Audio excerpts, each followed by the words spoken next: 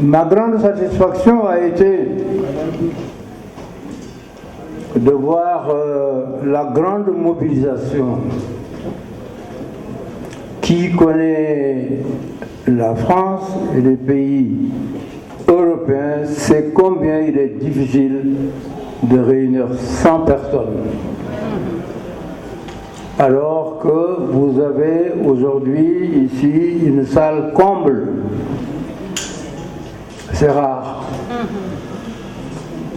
C'est tout simplement à la mesure de votre détermination, à la mesure de votre engagement.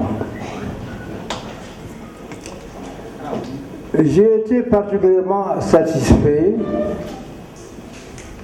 de vous entendre chanter l'hymne de la résistance africaine, car elle est l'expression des peuples africains de Dakar au Cap et du nord au sud. Cet hymne est maintenant chanté partout. Et c'est pour cela que je l'avais confectionné.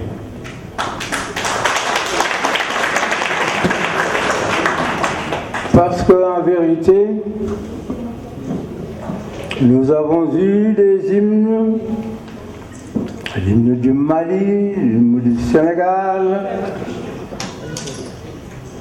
l'hymne composé par Senghor, mis en musique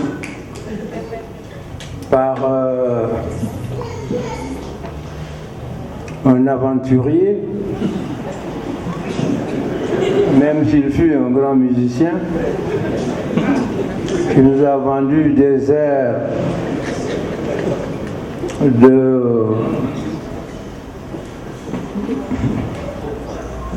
des airs de campagne, de promotion de produits français, mais au pays des ignorants, on peut raconter ce qu'on veut. Pépère, de son vrai nom, est un Français musicien qui vivait au Sénégal. Et à l'indépendance, il nous a vendu ce qui est devenu l'hymne du Sénégal. J'ai plusieurs fois essayé de susciter une discussion sans trop expliquer ce qu'il y avait derrière.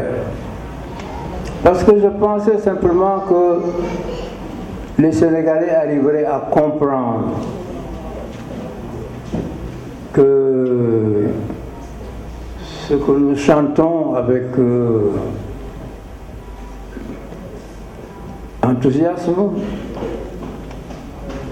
est une chanson du Moyen-Âge français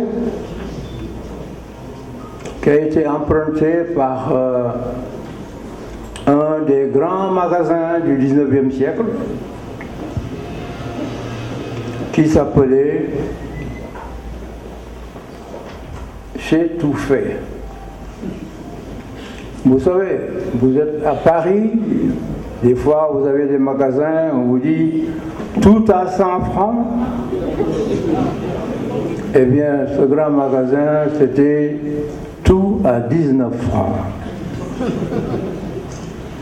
Et alors, cette chanson populaire pour vendre les produits était à 19 francs, à 19 francs, à 19 francs seulement. Vous aurez ce qu'il vous faut, c'est tout fait, tout fait. Alors, mais on nous l'a vendu, on l'a acheté et on le traîne encore. Il est vrai qu'à l'indépendance du Congo, il y a un gros malin qui est allé vendre au Katanga une chanson d'un chanteur français de l'époque. Les gens ne savaient pas. Un hymne doit traduire un sentiment profond d'engagement, d'abnégation et d'unité. C'est un cri de ralliement de tout un peuple.